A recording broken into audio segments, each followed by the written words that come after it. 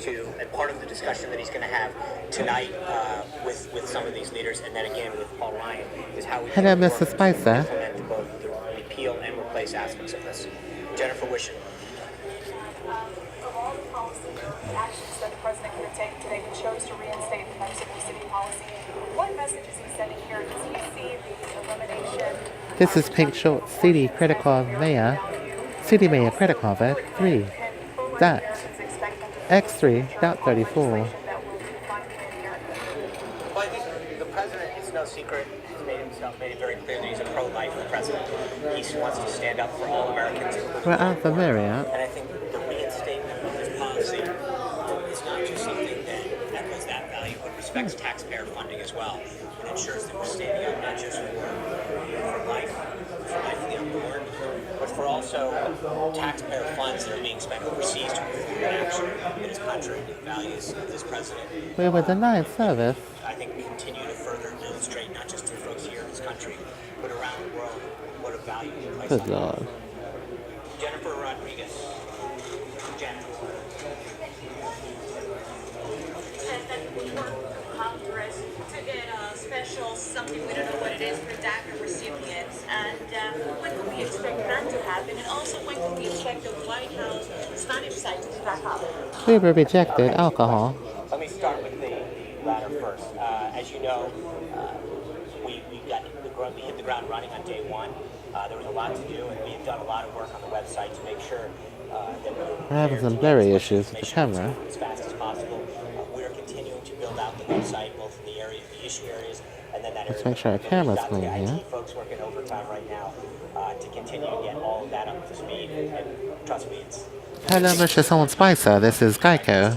Motion. On the DACA piece, I think the president's been clear that he was going to prioritize the areas of Good morning. the immigration system, both building the wall and making sure that we address people legally.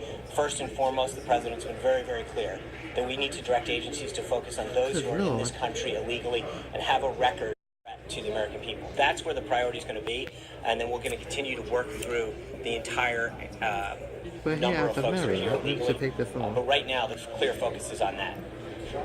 Blake Berman, Fox. Thanks, John. I want to ask you two questions. Back here. Two questions. This is MerriweatherA.Law. The president campaigned on the corporate Live at tax the cut rate Marriott. of 15%. And today, when he met with the business Beverly, leaders, pick he had mentioned that the tax rate would anyway. And my second question is on government spending. There have been reports that you might be looking at $10 trillion. Hello, everybody. This is Geico. Is that accurate? And would you be willing to wrap up entitlements to get there? Well, I think first, I'll take the other one first, on entitlements or on spending. Look, I think you saw this with the hiring freeze. There's been, frankly, to some degree, a lack of respect for taxpayer dollars in this town for a long time. First and foremost today is that we've got to respect the American taxpayer. They're sending us a ton of money. They're working real hard. Some people are working 2-3 jobs just to get by. And to see money get wasted in Washington on a job that is duplicative is insulting to the hard work that they do to pay their taxes. And I think that comes into your question in overall spending as well. We've got to look at how we're spending the American people's tax money. And so what the work the landing teams have been doing is going into we can create greater efficiencies, eliminate duplicity, and maximize the tax dollar. So it's more a question instead of just cutting. It's about how do we spend and respect the American taxpayer dollar more than anyone, more going forward. April Ryan. On that 15 to 20%. At the Marriott, as you can see. The president's a very successful businessman and negotiator. He's going to sit down and work with Congress to get the best deal possible for American businesses so that they can hire more people and we can expand and we can grow the economy. So he's going to work with Congress on that rate. He understands better than anybody how to negotiate a rate deal. And right now he's going to negotiate the best deal on behalf of the American worker, on behalf of the American businesses that are hiring. That was a lot of the focus that went on today. Talking to these companies, and it was interesting. The meeting was only supposed to last an hour. It overflowed another hour to the Oval Office, and he kept asking them, "What ideas do you have to grow this economy? What is preventing you from hiring people? What regulations are stopping you from conducting more business? What are the ways that we can give you more access to other countries around?" a tax and regulatory environment that grows the economy and benefits the American worker. So it's not just about creating more jobs, it's also about lifting up. This is also about lifting up a verbatim software process. Good morning, press school. This is also can do with a nice service. President Donald Trump talked to him and luncheon about the high price of prescription drugs. With a nice service. Going to be said or coming up soon. This is Pink Shorts Live from the Marriott. For verbatim, the White House. Take a look now. I'm sure you've heard the president the last couple of weeks talk about the price of pharmaceutical drugs and the need to get those prices down and bring manufacturing back in the pharmaceutical industry to benefit the country. So it's an issue that's he's going to continue to work on. He understands as we reform health care, as we repeal and replace Obamacare, that getting a hold of the cost of prescription drugs to give more people access to them, but also to allow greater access in health care, greater plans in healthcare. That's going to be a key part of it. So he's going to, that's going to happen. I think, look, you're seeing with respect to the other meetings, it's day one, working day one here. He's going to start with the leadership. He's going to have a great conversation with them. But then I think you're going to see a variety of meetings. The Congressional Black Caucus, the Hispanic Caucus, small groups of leaders. He's someone who really enjoys that kind of conversation. I think you're going to see a lot of meetings occur, like the ones that you did today. Like the business leaders coming in, these union workers. And it's interesting. The president was asking these folks today, how many of you have been in the Oval Office? 3 of them raised their hand. We talked to some of these union leaders, and we hear, we didn't get a lot of attention. And here we are on working day one. And you've got the president reaching out to some of America's best business leaders, and then some of the union workers and line workers, and bringing them in and saying, I want to listen to what's going on in your life. What can we be doing to help you?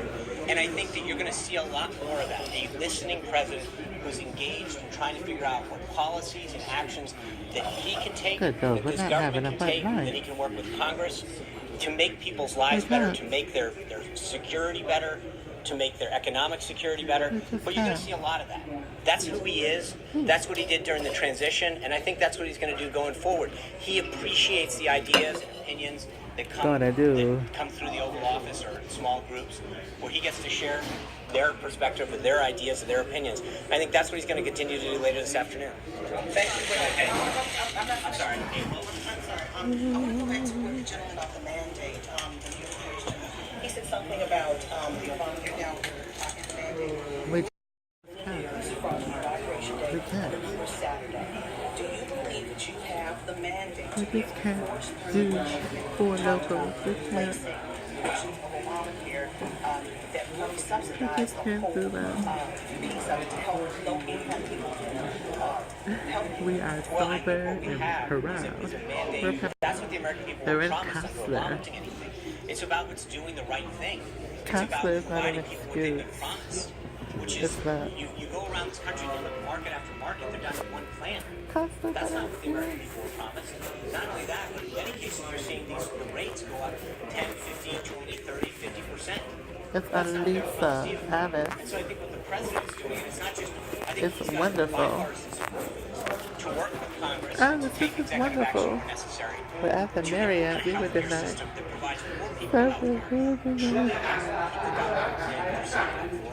Lowers cost, creates more competition. This issue, I think that all leaders have a mandate from the American people to fix this system and make it better. Julie Pace. It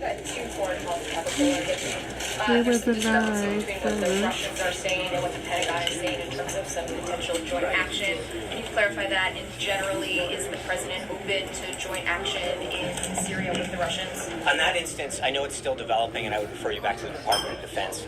I know that this they're is Pink Shorts Live CD. monitoring this. Critical refer you back to them on that. And I think X3. the president has been very clear that he's going to work with any country that shares our interest Monica. in defeating ISIS, not just on the national security front, but on the economic front. If we can work with someone to create greater market access for economic growth and allow U.S. small businesses and companies to Joint military actions with Russia and Syria. I think if there's a way that we can combat ISIS with any country, whether it's with Russia any or country, anyone else, and we have a shared national interest, we have a shared national interest. The second thing is when he was at the CIA on Saturday, he was talking about the U.S. not taking oil during the Iraq War, and he said that there could be another chance for that. What do you White House mean picture for that? Well, I camera. think what the president's been very clear about in foreign policy is too often the United States is going in with a lot of money, a lot of manpower, in many cases losing both Hello, loss of Sean life, Spicer. and we That's want our to make sure that our first interests are pink short protected. So if together. we're going in to a country for a cause, I think he Good wants to make sure afternoon, that how are Americans getting something out of it for the commitment and the sacrifice that we're making. Shadowing upcoming action by No, I think other he's been very clear from throughout the campaign that he is committed to Absolutely. making sure that America, the American people, the American Hello, we taxpayer are. see some benefit and ensure that our interests overseas are not just Hello, how are you? sending blank checks, that we're doing something that either protects You America can't or write a our check economic for interests. John $5,000. Roberts. A couple of things, if I could. Later this week, executive We're having salsa. the president plan to take action to greenlight We're having salsa. Dakota access pipelines. And on TPP, John McCain says it was a serious mistake to do what the president did for John America's Roberts, hello. economy and for a strategic position in the Asia Pacific. Why was TPP the Okay. right thing to do?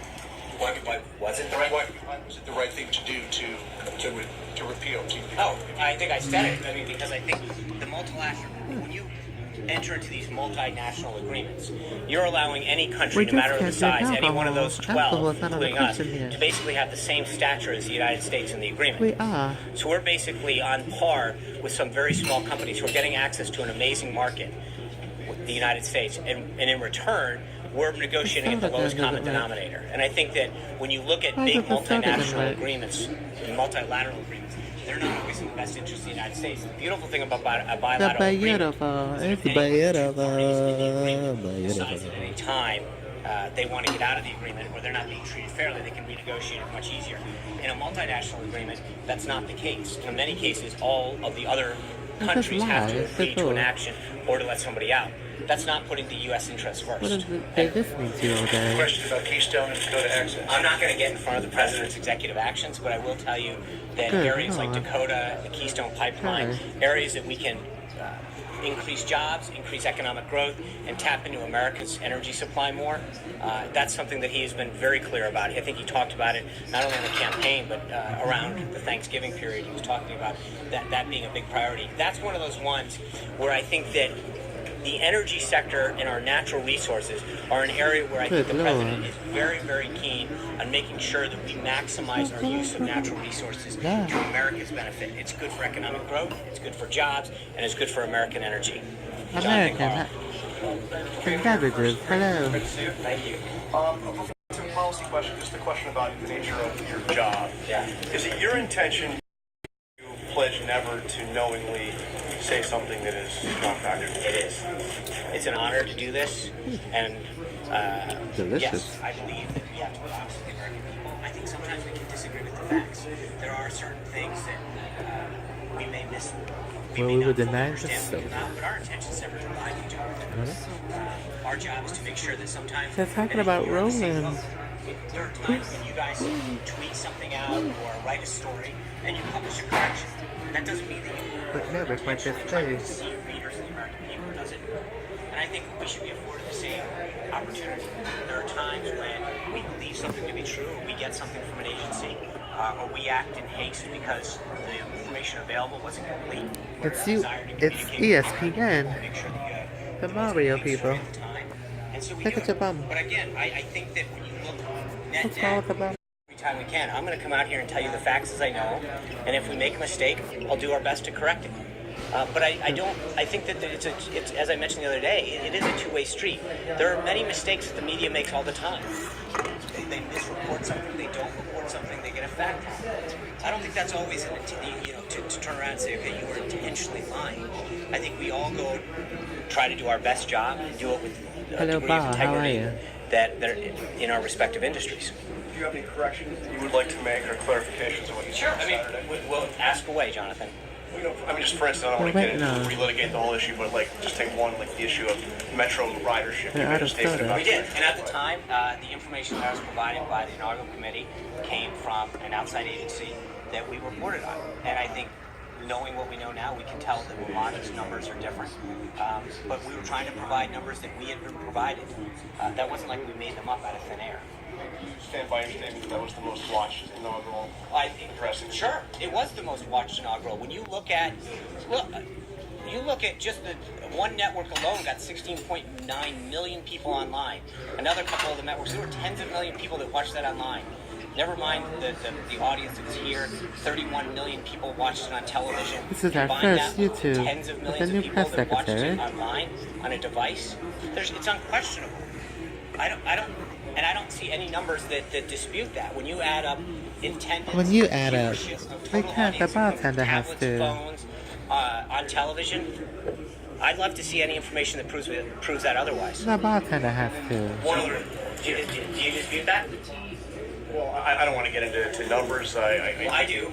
I mean, I'm just saying, if you're asking me a question about my integrity, I have a right to say if you add up the network streaming numbers, Facebook, YouTube, all of the various live streamings that we have information on so far, I don't think there's any question. It was that it was the largest watched inauguration ever.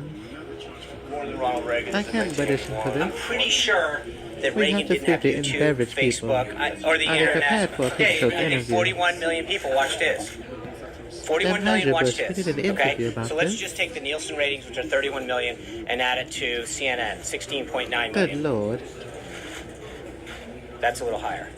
Verizon. So I'm just saying, you're asking me for numbers. There's just two entities together. And the approach that you took on Saturday, any second thoughts on that? I think, Jonathan, look, I want this to, I came out to read a statement, and I did it. We're here today. I'm going to stay here as long as you want. So I want to make sure that we did it. I think you guys might want to leave before I do. Verizon, But look, 17. I want to make sure that we have a healthy relationship. We saw the other day that, and I'm not trying to rehash history, but you're asking the question, so I'm going to answer it. You know, we had a tweet go out about Martin Luther King. I don't know. Think about how racially charged that is. And someone rushes out and says to the entire press corps,